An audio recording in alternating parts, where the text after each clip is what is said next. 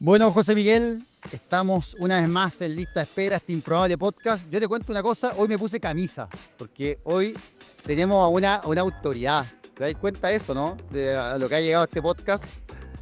Mismo en este podcast súper bien. Tuvimos un futuro subsecretario, pero ahora tenemos una subsecretaria de todo lo.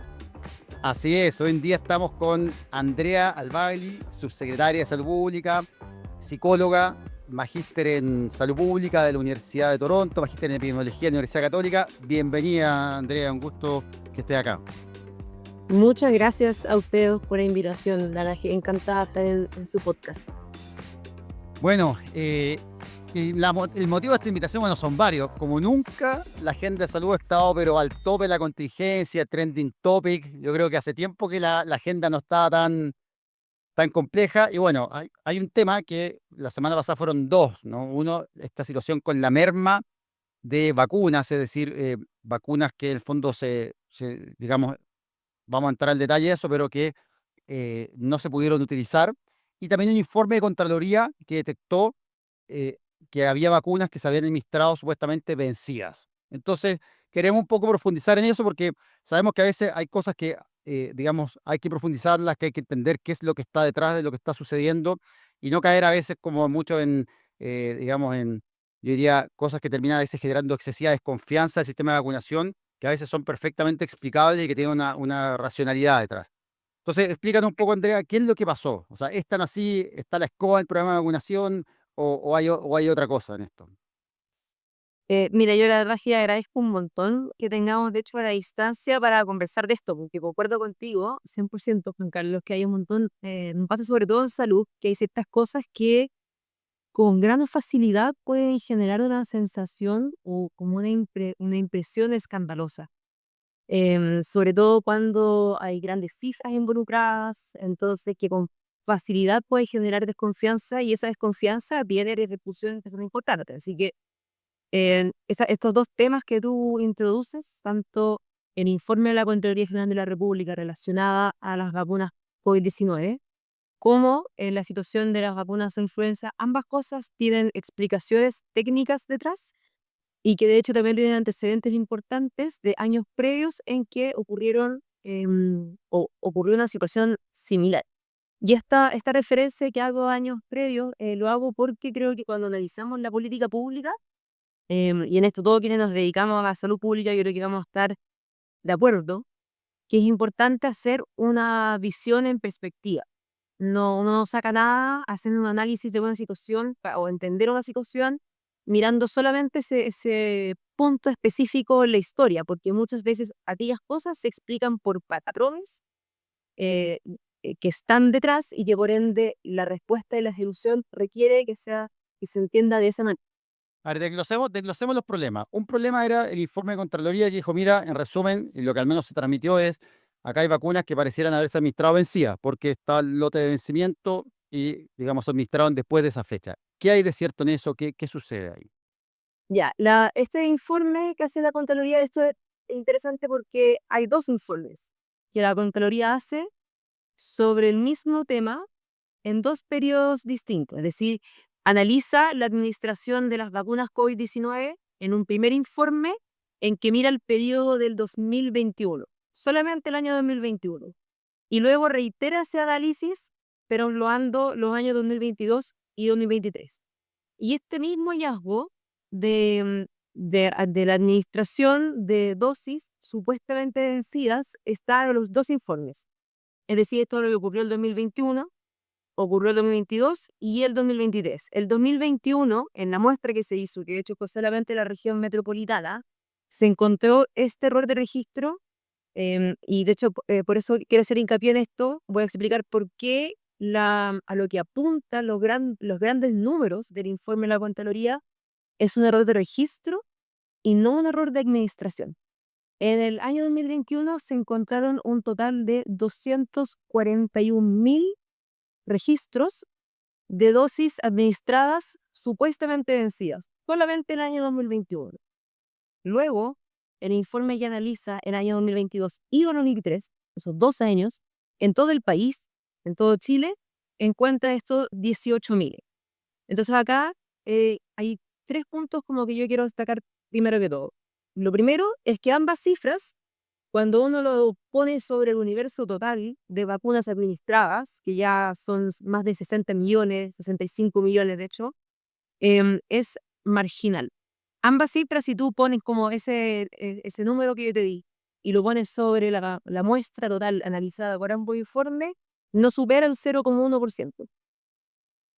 Pero sí te demuestra que hay aunque sea poco, igual el volumen es importante, pero es relevante uno mostrar que va en disminución y por ende es un problema que en la medida también que se ha ido instalando de manera más permanente una vacuna que entró en un contexto de emergencia sanitaria, también es un error que ha ido en disminución. Y lo otro que hay que destacar con esto es que el hecho de que se ha reiterado en estos 3 años, por ende, no es una casualidad. Por eso yo hablaba de la importancia de analizar la política pública mirando una perspectiva más larga, porque si fuesen solo vacunas vencidas puntuales, uno, las cifras no serían tan grandes como esta. Eh, los errores programáticos de la vacunación, que hay distintos tipos de errores programáticos de la vacunación. Dentro de eso es la eventualidad de una dosis vencida que sea administrada. Está normado ese procedimiento. Los equipos están entrenados para registrar cuando hay un error programático de la vacunación. Y esos registros existen, con volúmenes muchísimo menores que lo que estoy mencionando. Eso Pero a ver, para entender un poco, a ver, acá lo que habría pasado es que, yo entiendo, llega un lote de vacunas, alguien tiene que registrar, tabular eso, ¿no? En el fondo llegó este lote, se pone ese lote tiene un número, y en el fondo ahí lo que hay es un error en la tabulación de ese lote, ¿no? Entiendo. O sea, no es un error, o sea, ahora, la pregunta es, ¿cómo el ministerio sabe que es un error de tabulación? Pregunta como, digamos, como paciente, ¿no? ¿Cómo saben que es un error de tabulación y que no estaban vencidas? ya, hay algunos ejemplos que nos permiten como estar completamente seguros que son efectivamente un error de registro. Por ejemplo, el mismo informe de la Contraloría lo que hace es que detalla lo que ocurrió en un CESFAM en Puente Alto y que de hecho la Serenia de Salud había detectado previo al informe de la Contraloría en una de sus fiscalizaciones de rutina. Y lo que se identifica es que el lote, efectivamente, que una persona al laboratorio se le administra la vacunación y eso se registra en el Registro Nacional de Inmunizaciones. Se pone la identificación de la persona y para poder poner la trazabilidad se pone el lote al que pertenece esa dosis que fue administrada. En el sistema, lo que ocurre es que por un error del sistema, y acá vuelvo a la importancia de la idea de identificar el denominador común en todos estos errores que se dan en distintos años en el tiempo, es que cuando uno registra en el RNI cuál es ese lote, aparece una lista desplegable en la cual están todos los lotes que han ingresado al país dentro de esa estrategia. Y se despliega primero los que entraron al país primero. Entonces, es muy probable que uno cometa un error de elegir erróneamente un lote que en realidad no sé qué estás administrando. Y lo que ocurrió en este caso del CESFAM en Puente Alto es que se registraron dosis administradas de uno de esos primeros lotes que ingresaron a Chile, cuando partió la estrategia, a fines del 2020. Y esos lotes, como fueron los primeros en llegar al país, estaban destinados con... esto, si ustedes recuerdan, partió con una priorización que iba primero a los grupos de mayor riesgo, cuando llegaron las primeras vacunas. Entonces, esas primeras vacunas se destinaron a los hospitales de más alta complejidad, para los trabajadores de la salud que estaban trabajando en esos hospitales de más alta complejidad, y para los pacientes que estaban en la unidad de cuidados críticos. Por ende, esos lotes, uno, se usaron enteros, y dos, nunca fueron distribuidos a la APS. Y resulta que 3 años después aparece como una dosis de aquellas registrada en un CESFAM en Puente Alto. Lo que cuando uno hace la trazabilidad completa del lote, más allá de esa dosis administrada para esa persona en ese CESFAM, es sencillamente no es plausible. O sea, no es probable que eso, no es posible que eso haya pasado, porque nunca llegó a ese CESFAM.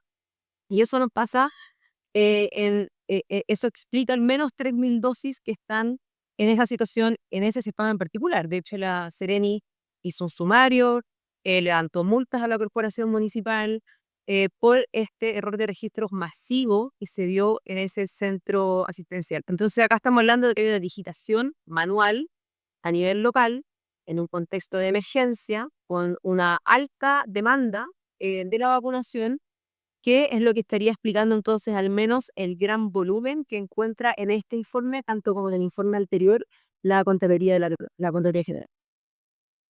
Oye, subsecretaria, perdón, ese era un aspecto. Solamente para después comentar rápidamente el segundo aspecto, José Miguel se muy bloquear la cámara. No sé si. es que le estaba pegando a la mesa, ¿ves? Y es. Pero en el fondo ese era el primer aspecto. Si podemos comentar como rápidamente el segundo aspecto para después hacer un corolario, porque yo tengo una impresión de que por lo menos en el discurso público hay como ciertas coincidencias en la discusión, más que en el causal. Ese era el primer punto. Y el segundo punto se refería, Juan Carlos, a las vacunas Claro, que no se utilizaron durante la campaña más. Claro. ¿Qué pasó ahí? ¿Qué pasó? Porque una de las cosas que se dice, bueno, se perdieron, ¿no? Y se perdieron 1 millón de vacunas. ¿Es así o no? No es así, bueno, depende de lo que cada uno entiende por se perdieron. No es como que se perdieron en la plaza, o no sabíamos dónde estaban, o que estoy ridiculizando un poco el punto, pero lo que voy es que ya la vacuna y la campaña de influenza funciona de la siguiente manera. El grupo objetivo de la campaña de influenza se mantiene relativamente similar año a año, con algunas variaciones. Y de hecho, si uno mira los últimos años, ha ido aumentando mucho el universo total que se infecta, o sea, la cantidad de personas que son definidas como un grupo objetivo. El 2018 está cerca de 6 millones por ahí y ahora ya estamos en 10 millones. Y eso es tanto porque la población ha empezado a envejecer, entonces dentro de un grupo objetivo ya definido empieza a aumentar la cantidad de personas dentro de ese grupo. Y también porque se agregan otros grupos nuevos, como por ejemplo, el año pasado se agregaron a los mayores de 60, no solamente a los mayores de 66. En fin, eso, el grupo está más o menos eh, similar con estas variaciones. Lo que cambia mucho es el comportamiento de la ciudadanía hacia la vacunación. Eso no es todos los años igual. Hay una gran diferencia, sobre todo en los últimos años. Cuando uno compara las coberturas de los últimos años, fluctúan mucho. Entonces, cuando uno hace la compra para la vacuna influenza, que un punto súper importante de contexto, una de las maneras en que las vacunas difieren entre sí, es que hay vacunas que requieren ser actualizadas y vacunas que no requieren ser actualizadas.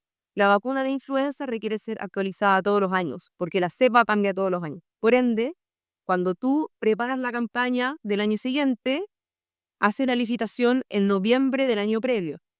Y ahí tú tienes que estimar, pensando en tu población objetivo, cuántas vas a necesitar para poder entregarle a todas las personas que concurran a vacunas. Porque uno nunca compra para el 100% de la población cuando hace esa compra inicial. Porque es muy poco probable que tu cobertura llegue al 100%. No es imposible, ha ocurrido, pero es muy poco probable. Entonces tú en noviembre haces la licitación grande, preparando el año siguiente con este grado de incertidumbre que tú tienes, que tú no sabes si es que van a ir el 75%, que ha ocurrido en algunos años, o si es que va a ir el 80%, o el 85%, o el 100%. Entonces ese contrato, y ese contrato te permite una cierta flexibilidad que se llama el ejercicio de opción, que luego, como en la medida que vaya transcurriendo la campaña, tú puedes comprar hasta un 30% más dentro de ese contrato. Porque uno entiende que está este margen de incertidumbre. Ya lo que ocurrió el año pasado, el 2024, es que hubo un hecho inédito que nunca antes había pasado. Hubo algo inédito y algo similar a un año previo. Parto por qué fue lo inédito. Cuando uno hace una mirada, y este es todo público, puede ir a los tableros del DEIS, donde están todos los tableros de todas las campañas de vacunación de todos los años anteriores. Hay un patrón muy marcado en la campaña de vacunación. Si uno lo mira como en un gráfico y en el eje X tienes todos los días del año y graficas ahí cuántas dosis diarias, cuántas dosis se administraron en cada uno de esos días, tú vas a ver una curva como cargada hacia la izquierda, que si comienza con grandes números y luego en la medida que avanza la campaña de vacunación, eso empieza lentamente a descender, como en un comportamiento como decreciente en su rendimiento.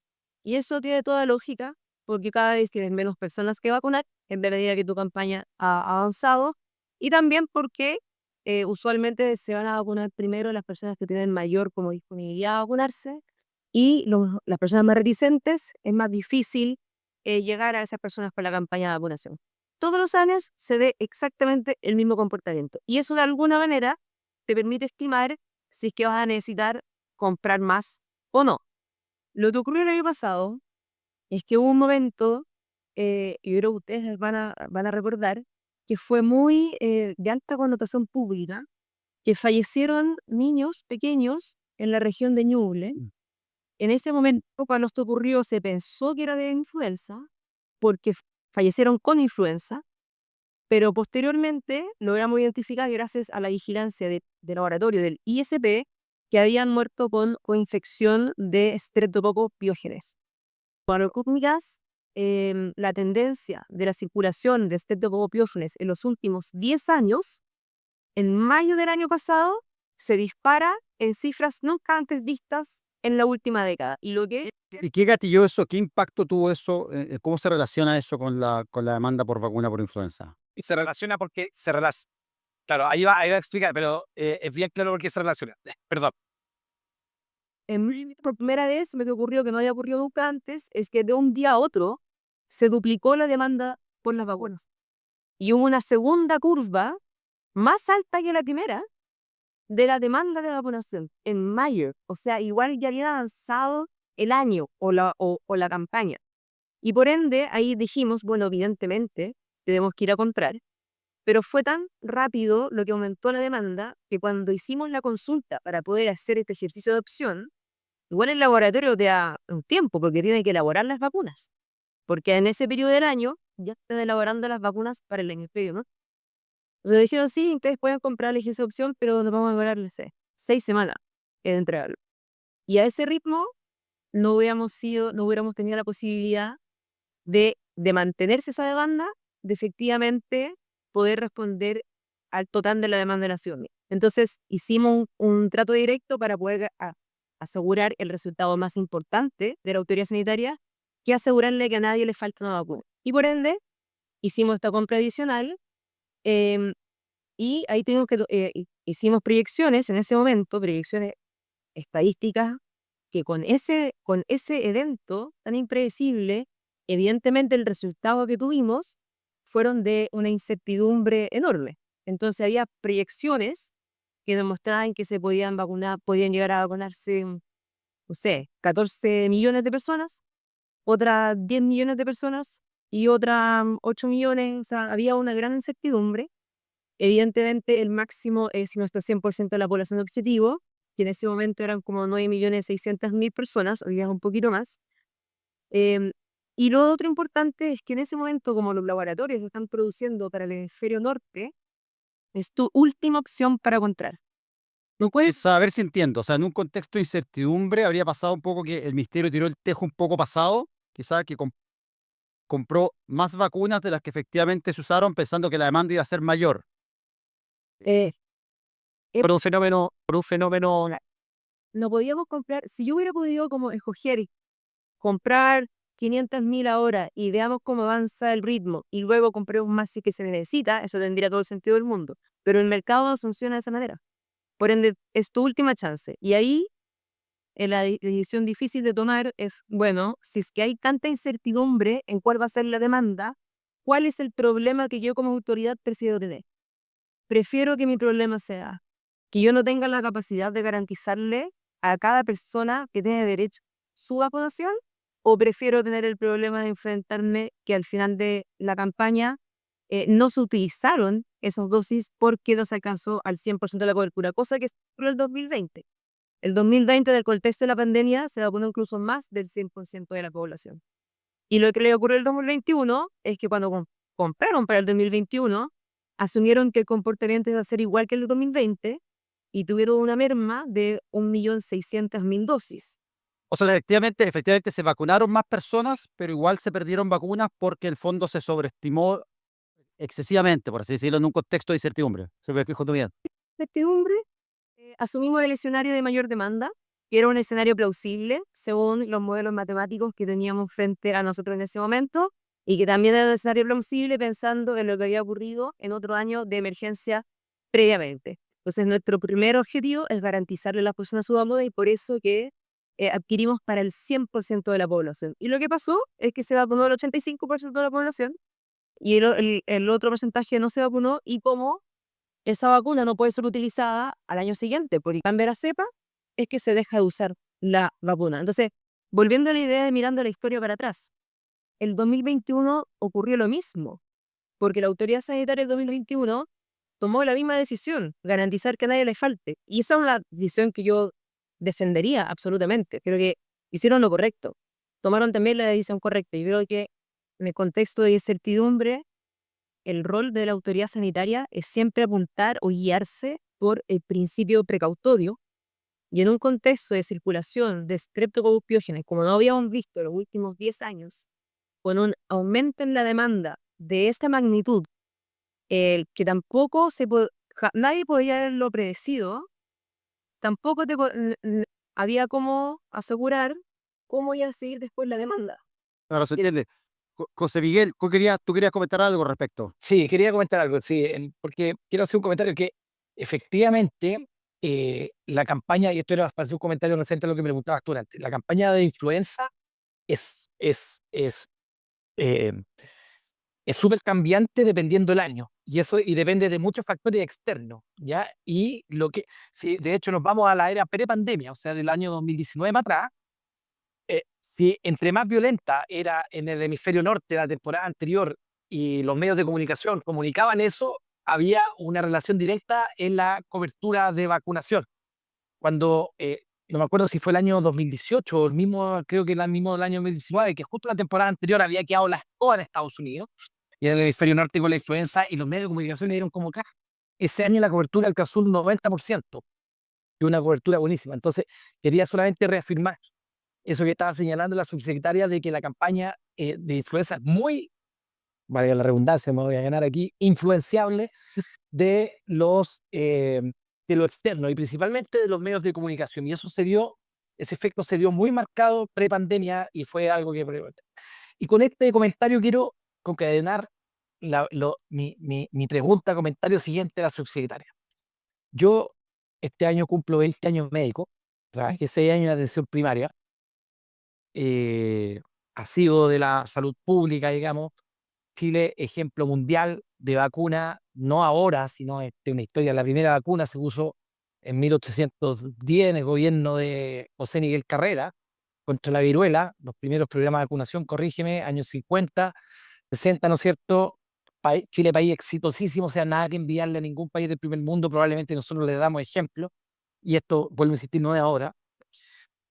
Y curiosamente, hasta antes, digamos, yo creo que un poquitito antes de pandemia, este problema no existió siempre. Esto no quiero sacarle responsabilidad a la administración actual o cualquier administración. Este problema de vacuna existía, pero lo distinto es que ahora se transforma en un hecho político. Problemas de registro han existido toda la vida. O sea, en nuestro país hemos puesto 20, 30 millones de vacunas por año y problemas de registro han sobrado vacunas también toda la vida, pero lo curioso es que ahora se ha transformado en un hecho político. Entonces, mi teoría, digamos, de que esto se transforma en un hecho político es porque justamente la vacunación se transformó en un hecho político de la pandemia hacia adelante. Tanto, digamos, por el gobierno que bien lo usó, digamos, como un hecho de comunicación y también por la oposición, digamos, del momento. ¿Cree usted, subsecretaria, que estos hechos, digamos, de los que estamos discutiendo ahora, se debe un poco a eso? Que el tema de la vacunación salió de lo técnico, cuando a nadie le importaba más que ir a todas las personas a ponerse su vacuna y no había ningún problema, y que hoy día estamos pagando, digamos, en las distintas áreas, un poco los platos rotos por eso, y que hoy en día cualquier tema con la vacunación se transforma en un hecho político. Yo creo que incluso si uno mira como en términos objetivos, y también yendo a mi propia memoria, yo creo que hay hechos que te darían el punto, digamos, ¿a qué voy? Yo no tengo ningún recuerdo, nunca, de que haya sido noticia la cobertura de vacuna de influenza. No tengo recuerdo. Y también tengo 15 años de experiencia en el sector salud y también trabajé en atención primaria de salud. Y me tocó ver las campañas desde el nivel territorial. Y nunca vi eso, el correlato de aquello, en la televisión o en algún o empresa escrita. No era un tema a nivel nacional en cuanto iba a la cobertura. Y en mi experiencia de autoridad ha sido un tema comunicacional desde ese punto de vista todos los inviernos, independiente de cómo esté avanzando la campaña. Y yo creo que eso tiene que ver con que, y quizás no solamente la vacunación, sino que el sector salud en la pandemia eh, cobró otra importancia a nivel ciudadano, obviamente, y yo creo que eso permanece con nosotros, en el sentido que el nivel de interés ciudadano hacia todos los puntos de salud es distinto. Se le subió el volumen en la pandemia con razones que son súper entendibles y de alguna manera eso permanece. Y yo creo que desde ese punto de vista, yo también creo que se ha transformado en un hecho político y nuestro rol, yo creo, o al menos como veo que es parte de mi rol también, si bien es muy positivo de muchas formas, que se mantengan en el interés público todas las materias que son sobre salud pública, porque eso permite llegar más a la ciudadanía con comunicación de riesgo. Yo creo que también hay que tener mucha cautela con mantener la confianza de las personas en la institucionalidad, sobre todo en términos de el Programa Nacional de Inmunizaciones. Sí, yo creo que... Sí, que no sé cómo, pero yo creo que también hay un fenómeno mundial en esto, como que las vacunas se han convertido como una plataforma política. De hecho, o sea, por ejemplo, lo que pasó ahora en Estados Unidos, ¿no? Que el subsecretario de Salud ahora es alguien antivacuna y tiene una plataforma, de hecho, apoya una fundación antivacunas, como nunca antes, las vacunas se han convertido en una plataforma política y yo creo que el sentido, no solo el sentido, digamos que yo lo encuentro positivo, yo encuentro positivo el escrutinio a la autoridad respecto a qué está pasando con las vacunas. O sea, yo creo que es legítimo que si sale un informe de Contraloría, la autoridad salga a la cara, bueno, ¿qué está pasando acá? O sea, creo que eso me parece legítimo, ¿no? Pero cuando de repente de acá nos empezamos a colgar de otra cosa, decimos, no, mira, lo que pasa es que ahora, como la otra vez salió, no sé, un candidato, así que quería revisar las supuestas 72 vacunas, ¿no? Que había en el sistema de salud, y que no eran 72, que eran cerca de 30, y que efectivamente hay un equipo técnico que determina cuáles son esas vacunas. Entonces uno dice, ahí empieza como, yo creo que a utilizar la vacuna como una plataforma. Yo creo que ese aspecto de la politización de la vacuna es el que yo cuestiono, porque yo no sé cómo lo ves tú, pero creo que el que haya el que la prensa diga, oye, salió este informe de Contraloría, lo encuentro bien. O sea, creo que es legítimo. Yo también me preocuparía si me dicen, oye, en mi consultorio pusieron vacunas vencidas. Chuta, espero que alguien me dé una explicación. Pero creo que hay un fenómeno más amplio, ¿no? De las vacunas Sí, como o lo sea, tomamos. de hecho, perdón, ahí se suma también el efecto antivacuna, que hoy día noticia, ya antes, digamos, no es noticia porque o no existía o no se le da la cobertura. Creo que son demostraciones de un mismo fenómeno, o por lo menos ramas de un mismo tronco. No sé cómo lo ve usted, subsecretario.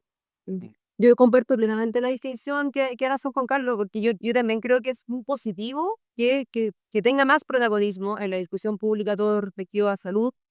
La responsabilidad de toda autoridad es efectivamente dar cuenta a la ciudadanía de su gestión, así que todo eso me parece que es algo valorado. Distinto a que se transforme en algo que, como algo para hacer una distinción política entre administraciones o entre candidaturas, como está dando el ejemplo del candidato que puso en duda, digamos, el Programa Nacional de Inmunizaciones, porque eso sí afecta o afectaría la credibilidad de la ciudadanía hacia las campañas de vacunación que son tan importantes para proteger la salud de las personas. Entonces, haciendo esa distinción, yo comparto con que es algo positivo que esto se transforme en algo que es de interés público, pero no así de utilización política. Bueno, y ahora vamos a hacer como un cambio de giro del podcast, un plot twist ahí que ahora entra otro tema que ayer yo vi Twitter y Twitter reventaba con esto. Está la Compin como nunca antes era trending topic. Y bueno, y el tema es este informe polémico de Contraloría que mostró que había 35.000 licencias que se habían dado a 25.000 personas, funcionarios públicos, que durante ese periodo habían salido del país. Y recordemos, aprovecho para dejarlo en claro acá, las licencias no se pueden pasar fuera de Chile. O sea, no hay, la licencia tiene la entrega el médico o la matrona o el dentista según la enfermedad que corresponda. las licencias tienen un lugar de reposo determinado, que puede ser la residencia o el hospital, y en algunos casos, evidentemente, la persona puede salir para hacer, por ejemplo, fisioterapia o en los casos de licencia de salud mental también hacer otras actividades que evidentemente son buenas para la salud, distinto a estar, no sé, en cama. Pero eso no significa que la persona se pueda ir a Cancún, ¿no? Con esa licencia. Entonces, la pregunta es, ¿qué pasa acá, Andrea? ¿Por qué nos encontramos con este informe? ¿Cómo le damos cuenta a la ciudadanía de esto, ¿no? O sea, ¿qué es lo que está pasando ahí? Yo comparto la reacción de las personas que se escandalizan con esto. Yo soy de aquellas personas escandalizadas también. O sea, parece que esto efectivamente es algo que este nivel de falta de probidad de parte de funcionarios públicos no tiene ninguna justificación. Y em, eso, de hecho, es una de las razones por la que cuando comenzamos nuestra administración en 2022, desde la CONPIN, iniciamos un trabajo de fiscalización eh, con uso de las herramientas que tenemos de manera más estratégica, focalizando según riesgo. Y el trabajo de la fiscalización de la CONPIN es tanto para los emisores, quienes emiten las licencias médicas, y también para quienes las reciben. Entonces, el 2022 partimos con un piloto de fiscalización de emisión de licencias médicas. El 2023 eso se masificó en todo el país. Eso llevó a que pudimos poner antecedente de la fiscalía de varios emisores que tenían un comportamiento que era altamente sugerente de una conducta fraudulenta, y de hecho varios de ellos terminaron condenados por la justicia. Y además, en 2024, entonces, luego profundizamos el trabajo de fiscalización hacia quienes reciben las licencias. Entonces, previo a este trabajo, previo al informe que la Contraloría publicó el día de ayer, la CONPIN ya había hecho un trabajo con la PDI, donde también hicimos este cruce de información.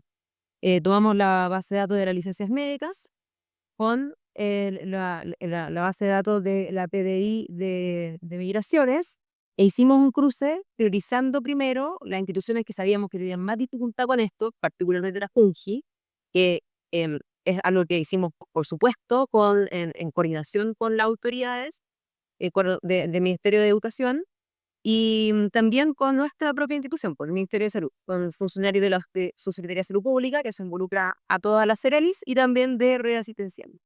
Y ahí, solo y con ese trabajo que hicimos en 2024 con la PDI, ya emitimos desde la CONPIN a la Fiscalía 300 denuncias.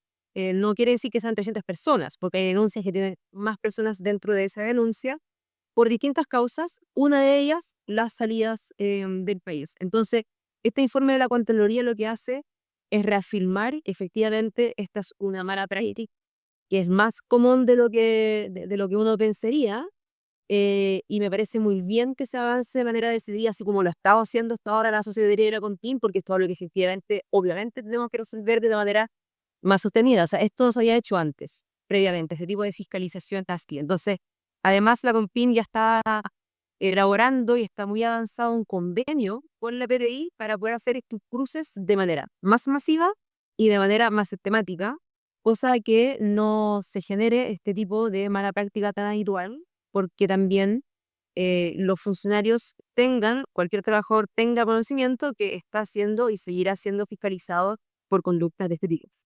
Oiga, subsecretario, usted tiene ahí 390 funcionarios.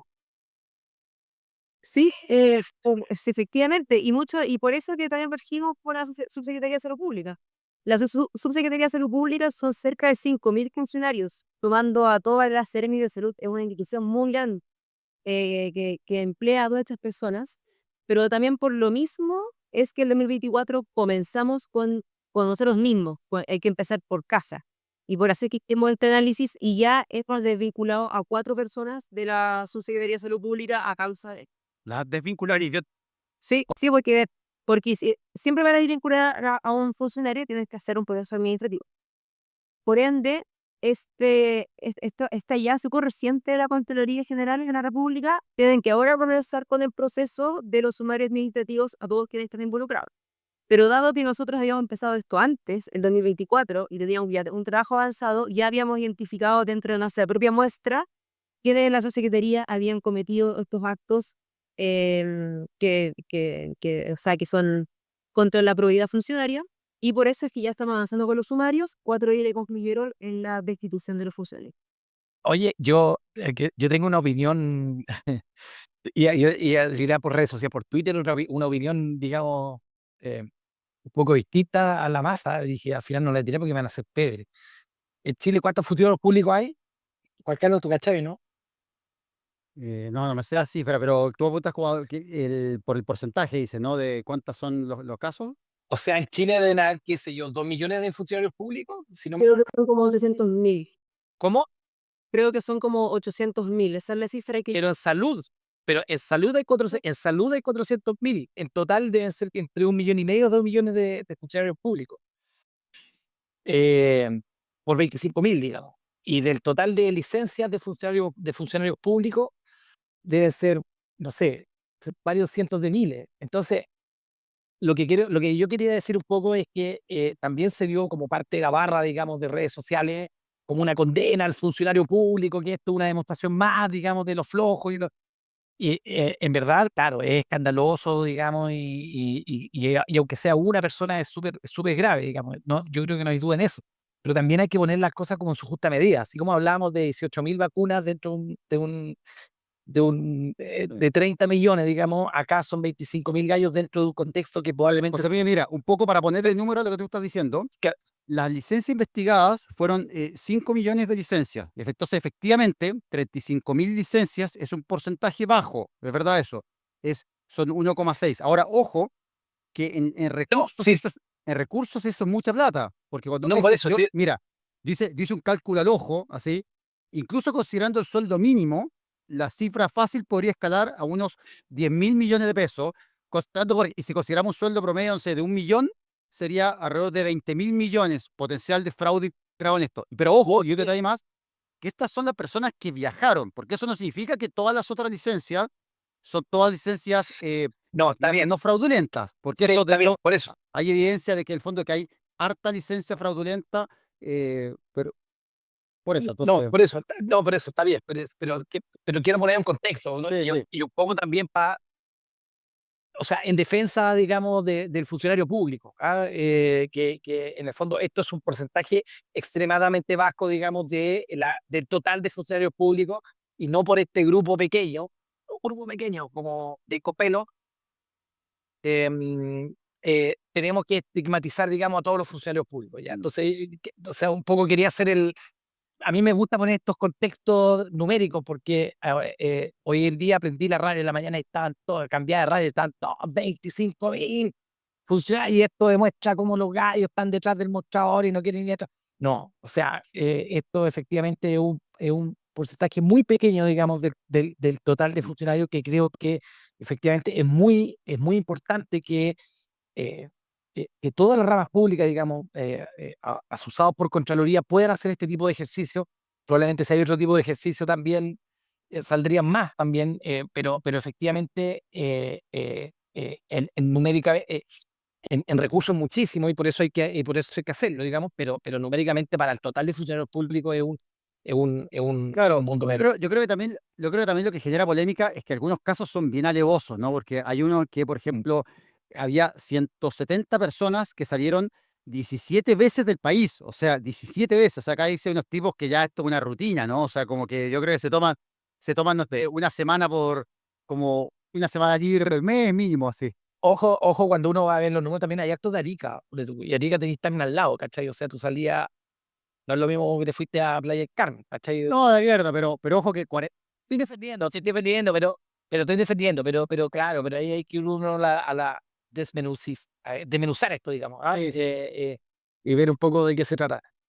Subsecretaria, eh, hubo una polémica con el colegio médico, lo conversamos hace un par de semanas atrás con Juan Carlos. Parece que hay que meterle mano al sistema de licencia, ¿ah? Eh, Cuesta, sí parece, ¿no?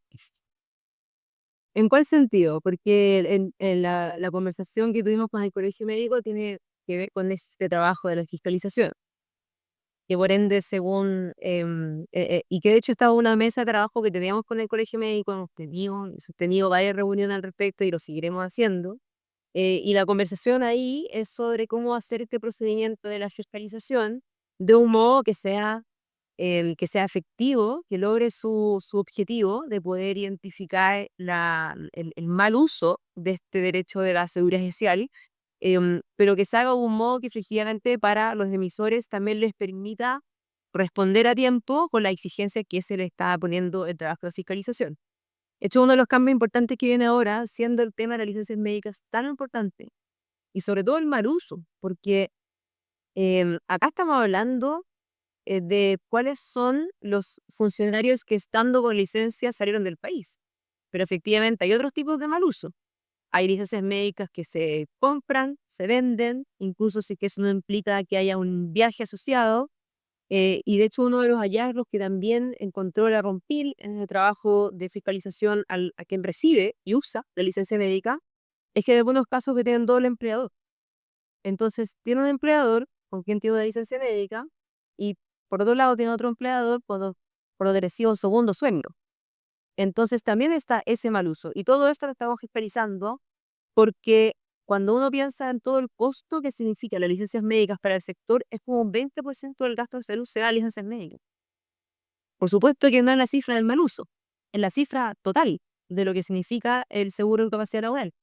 Pero por ende son recursos que le compiten directamente a las otras necesidades que hay múltiples del sector salud. Y es por eso que es tan importante, además de lo que uno pueda plantear como más de fondo de cómo funciona y los parámetros que se utilizan para el seguro de incapacidad laboral, cómo administramos correctamente el seguro como está hoy día. Y es por eso el trabajo de la Contina ha sido precisar, fortalecer el trabajo de fiscalización, por ejemplo, instalando un sistema que no existía antes, que es que lo estamos buscando instalado ahora, que es este convenio permanente con la PDI para poder identificar este tipo tan evidente y tan burdo de mal uso de la licencia médica. Andrea, pregunta, porque uno dice a veces, a mí, uno sabe que esto es un fenómeno de cierta forma focalizado, el fraude en licencia médica, en el sentido de que menos del 1% de los médicos, 0,9 de hecho, se gasta el 10% del presupuesto del gasto de licencias, y estos médicos son los grandes emisores, los que emiten más de 1.600 licencias al año, una cifra que es bastante irreal y que de hecho cualquier médico en una práctica normal no emite esa cifra de licencias. Entonces, si el fenómeno es tan focalizado, ¿por qué cuesta para tanto detenerlo? Y la pregunta, y yo te, hago te dejo la pregunta planteada, ¿no será que quizá que no solo se fiscaliza poco, sino que las sanciones son muy bajas? Porque yo veo las sanciones y, por ejemplo, la máxima sanción económica son como 5 millones de pesos. Y dice, parece poco para un fraude gigante que se hace de 5.000 licencias, no sé, hay médicos que emiten 5.000 licencias todos los años, médicos que se ganan, no sé, cientos de millones en esto, son unas cifras como gigantes. Entonces dice, el tipo mete esa multa como en su presupuesto, ¿no? Sí, y después incluso ni siquiera hay una sanción que sea como perder la capacidad de ejercer la medicina, porque yo siento que ese es el tipo de sanción que uno esperaría, una sanción realmente dura. ¿Cómo lo ves? ¿No son las sanciones como de poco de juguete ahí o no? Bueno, de hecho eso fue lo que motivó la modificación de la ley de que relacionada a la fiscalización o que habilita la fiscalización y las sanciones asociadas al mal uso de licencias médicas. Esta es una ley que se tramitó estuvimos en tramitación los últimos 2 años, creo que comenzamos el 2023, si bien recuerdo, y entró en vigencia hace poco, muy recientemente, y lo que hace la ley, o sea, lo más importante que hace la ley es que, como tú muy bien dices, Juan Carlos, que aumenta las sanciones. Aumenta las sanciones en términos de las multas vinculadas a el uso fraudulento de las licencias médicas y también a sanciones mayores en términos de la posibilidad de mantener el ejercicio y la emisión de las licencias médicas. Oye, ¿cuánto suben las sanciones? Presión que tiene que enfrentar un emisor cuando ha tenido un evento y cuando tiene ciertas reincidencias. Entonces, eso es lo que hace la ley y también lo que la ley hace que modifica, volviendo a lo que yo mencionaba antes, una fiscalización que sea efectiva, pero que también sea realista para el ejercicio clínico de quién emite y quién tiene que responder a la fiscalización. Entonces, también amplía los plazos que se les da a los emisores para poder presentar todos los antecedentes. Los aumenta. Si bien recuerdo, la ley previamente eran 7 días hábiles, ya lo aumenta a, perdón, 7 días de corridos, y ahora lo aumenta a 10 días hábiles y que puede ser prolongado a solicitud del clínico si es que requiere más tiempo para poder entregar esos antecedentes. Entonces, flexibiliza de algún modo la forma de fiscalizar, cosa que sea más manejable por parte de los audiovisuales, pero también endurece importantemente las medidas porque creo que la única manera en que podemos ya llegar a una solución más de fondo con este manual de servicios en medio. Claro, es un problema súper complejo, lo hemos conversado también en el podcast con distintos actores, porque eh, el tema final es la sostenibilidad del sistema, digamos. Claro. Más allá, digamos, cuán sostenible es el sistema con abuso y fraude, y también cuál es la sostenibilidad, aunque saquemos el fraude y el abuso, digamos, si es realmente sostenible el sistema. Yo solamente quería señalar que efectivamente hoy día escuchaba a Mario Weisblut en la mañana y decía que no hay que hacernos los lesos tampoco. Este mismo fenómeno de los 25.000 funcionarios públicos que se fueron de vacaciones con la licencia, también pasa en el mundo privado, digamos. Digamos, y esta herramienta que ocupó Contraloría perfectamente la podría ocupar los COPINES, o podría estar disponible, ¿no es cierto?, para fiscalizar a otro tipo, digamos, de contratos que no sean necesariamente por recaudo administrativo. Oye, Andrea, pregunta, una pregunta quizá un poco más polémica que no siempre se conversa. ¿No crees que a veces, y esto es un problema más de fondo, que también el subsidio está mal diseñado? Porque esto lo hemos conversado otras veces, que mucha gente dice, mira, ¿sabes qué? Nuestro subsidio es quizá demasiado generoso, en el sentido de que, en general, para la mayoría de las personas, la mayoría de los chilenos que ganan un sueldo que es no mayor al tope imponible, el subsidio les cubre en la práctica el 100% de su sueldo y se los cubre por un tiempo que es al menos 2 años, incluso más, porque en la práctica no hay un límite así duro que uno diga, mira, 2 años y esto se acaba. Cuando eso no es algo que sucede en los países desarrollados. De hecho, en los países desarrollados el subsidio es progresivo, va bajando, ¿no? Es decreciente. Por ejemplo, o sea, a los 6 meses empieza a cubrir un 80%. O sea, hay como incentivos para el retorno al trabajo y hay otros mecanismos también que se busca ya. Cuando algo no es recuperable, en verdad eso no es de salud, ¿no? Eso tiene que pasar por una pensión, tiene que pensar por otros mecanismos que no son la licencia. Entonces, ¿no te parece que también nuestro subsidio está mal diseñado y que eso debería corregirse para que no se generen excesivos como incentivos a la licencia? Y yo creo que tú ahí tocas dos puntos importantes. Uno tiene que ver con la extensión de la licencia médica. Y ahí, desde el ángulo del ausentismo laboral, que a nosotros nos interesa en particular ese punto, porque también tú, José Miguel, tienes toda la razón. No podría ser la misma pregunta con el sector privado. Nosotros nos hemos focalizado en el sector público porque también nos interesa poder eh, atender el problema que implica el ausentismo del sector público porque dificulta que entonces se lleve adelante todas las responsabilidades del Estado. Y entonces, otra cosa la que trabajando la Conpin y se está relacionado con tu pregunta sobre la extensión de las licencias médicas, y efectivamente hoy día, cuando se pasa un cierto plazo, que son 180 días de ausentismo en 2 años, uno efectivamente pone los antecedentes hacia la Conpin para poder hacer la investigación de si esa situación representa un estado de salud que sea, si es o no recuperable. Y si no es recuperable, entonces efectivamente, como tú dices, Juan Carlos, ahí tienen que avanzarse por otro proceso, que ya más bien la pensión de invalidez y no así una mantención más prolongada de la licencia médica. Y también estamos avanzando entonces en hacer el trabajo muy dedicado de ir presentando los antecedentes cuando se cumplen estos plazos. Ahora, esos plazos uno podría discutir si es que debieran ser menores o si es que podrían haber otras alternativas intermedias, además de la pensión de invalidez o la licencia médica extendida. Otra cosa, otra pregunta es la tasa de retorno. ¿Cuánto es la tasa de retorno de tu permiso al descanso reparatorio y el subsidio asociado a eso? Si es que debía ser siempre el 100% de tu remuneración o si es que eso debe seguir disminuyendo en la medida que aumenta la licencia médica. Yo creo que esa ya es otra pregunta, yo concuerdo contigo, es una discusión más de fondo. Yo, por supuesto, que no tengo en este momento la respuesta a eso, pero creo que es una de las discusiones que tiene que darse porque, como decía Juan Miguel, o sea, perdón, José Miguel, es una de las preguntas de fondo sobre la sostenibilidad del sistema. Perfecto.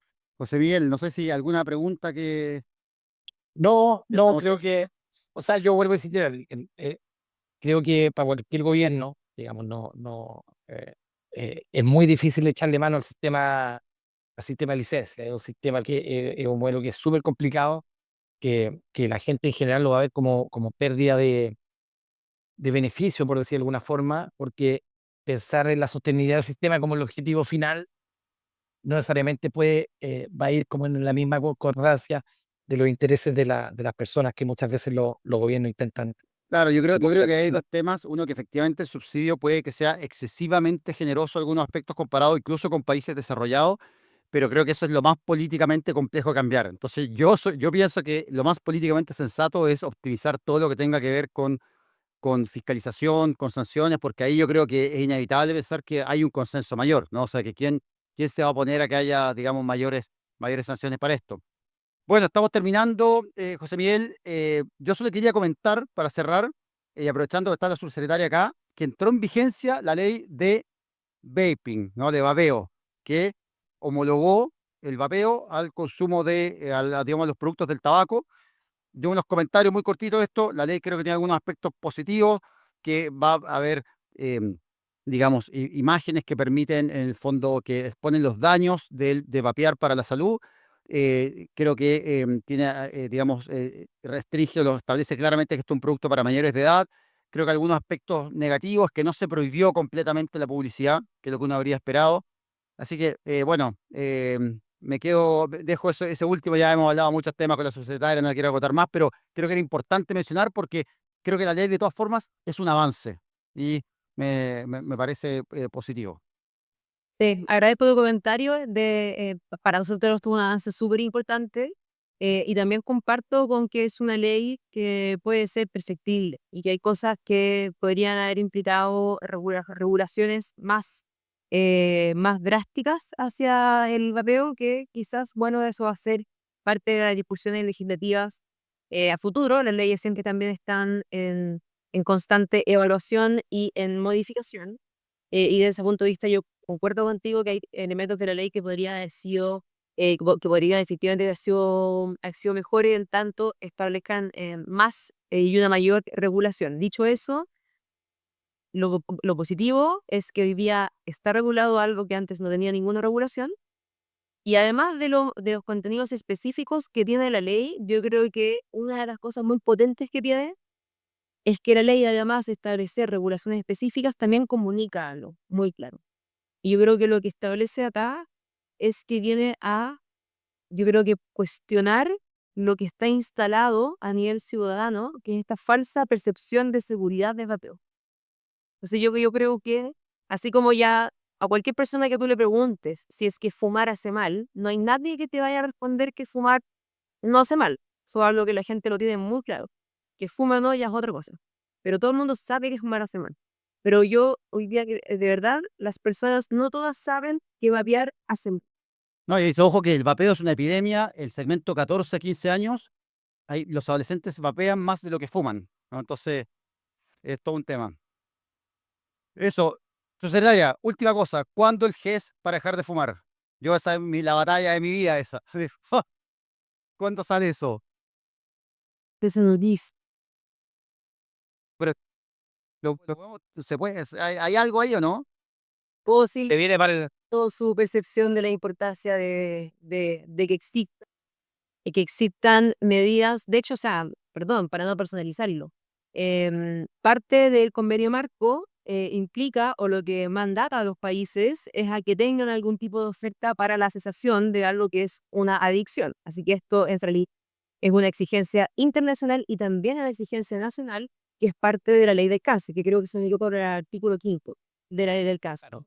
Hay que recordar que el convenio marco, que da como las directrices a todos los países de las medidas para combatir el tabaco, tiene un buen cumplimiento, ¿ah? En la última evaluación tiene un muy buen cumplimiento, pero donde estamos más pobres, donde estamos más lejos, digamos, de cumplir, es justamente en la oferta de cesación de tabaco, que tenemos muy poca oferta de tratamiento para las personas que fuman, sobre todo las personas con adicción severa. Con la subsecretaria hemos estado, digamos, en algunas presentaciones, ¿no es cierto? Eh, eh, em, y tenemos muy poquita oferta pública y privada. Ojo, esto no es un problema, digamos, solamente del mundo público. La oferta privada también es súper limitada y de muy difícil acceso. Así que ahí yo apoyo a don Juan Carlos. Comentarios finales. ¿Alguna palabra final, subsecretaria? ¿Alguna cosita que se nos haya quedado en el tintero? Ya, yo solo les quiero agradecer de nuevo esta conversación. Son temas que son muy importantes de poder aclarar de cara a la ciudadanía. Son temas que son de interés público. A mí me alegra que así lo sea. Em, y solo recordarle a todas las personas que estamos, ni siquiera hemos entrado el invierno, pero como visto en las temporadas previas ya se adelantó la circulación viral, así que estamos escalando rápidamente en los indicadores de positividad. Eso quiere decir que cada vez más contagios, predomina de manera muy notoria la influenza, así que si nos están escuchando y es parte del grupo objetivo o es familiar, amigo, vecino, colega de alguien que sí lo sea, por favor recuérdele que es muy importante protegerse con la vacunación, mayores de 60 años, embarazadas, personas con enfermedades crónicas y los niños de los 6 meses a quinto básico tienen que estar protegidos contra la influenza. Este es un año de altísima circulación y esa oferta está a disposición de todas las personas que son parte del grupo de riesgo. Perdón, ¿dónde estamos más falto para hacer el llamado aquí hacia el ojo? Mira, esa es una buena pregunta porque depende del indicador. Uno puede siempre medir la vacuna según cantidad de personas vacunadas o según cobertura. Entonces, no pasa curioso, porque si yo lo pongo en cobertura, uno de los grupos que está más bajo en cobertura son las personas mayores de 60 años, pero si yo ordeno los grupos por cantidad de personas que se han vacunado, son las que se han vacunado. En el fondo lo que pasa es que ese grupo es más grande, entonces estadísticamente es más difícil avanzar en una cobertura mayor. Están vacunados más, con cerca de 2.200.000 personas mayores de 60, pero eso significa como un 58% de cobertura. Hacemos un llamado entonces. Hacemos un llamado. Y el otro, muy importante, aunque son un grupo pequeñito, por ende no tienen esta razón de baja cobertura, sencillamente han ido poco a vacunarse, son los más chiquititos. Entre los 6 meses y los 5 años, la cobertura está cerca del 58%, eso hay que revertirlo. Si conocen a padres, madres, cuidadores de chiquitos de este grupo de edad, por favor recuérdenles que también es importante que dejan con Que vaya el abuelito con el nieto. Todo. El nono con el niete. Bueno, finalmente, bueno, recuerden que este podcast es un podcast pobre y honrado, que lo que más le interesa es que se pueda, digamos, difundir la salud pública. Entonces, ojalá nos puedan compartir, darnos like, dejar un comentario. Nosotros leemos los comentarios y de los comentarios que nos hace la gente salen temas. Aprovecho de tirar la papita, José Miguel, no sé si la papita, pero el capítulo que ha rompido todos los récords es donde hablamos de la modalidad de cobertura complementaria, donde hablamos de el fondo este nuevo seguro FONASA que digamos complementaría la atención en el fondo de seguros privados licitados por FONASA, que mejoraría la cobertura de FONASA en clínicas. También se lo recomiendo a todos los auditores porque es un capítulo. Oye, justo en el capítulo que no estoy, eso quiere decir algo. No, José Miguel, no, en ningún caso. No, yo creo que el tema es un tema muy interesante, así que yo creo que es un tema que seguro lo vamos a tener que tratar en otro, repetir ese capítulo ahora con tu participación. Así que eso. Gracias, secretaria, gracias. Un abrazo, nos estamos viendo. Chao, chao.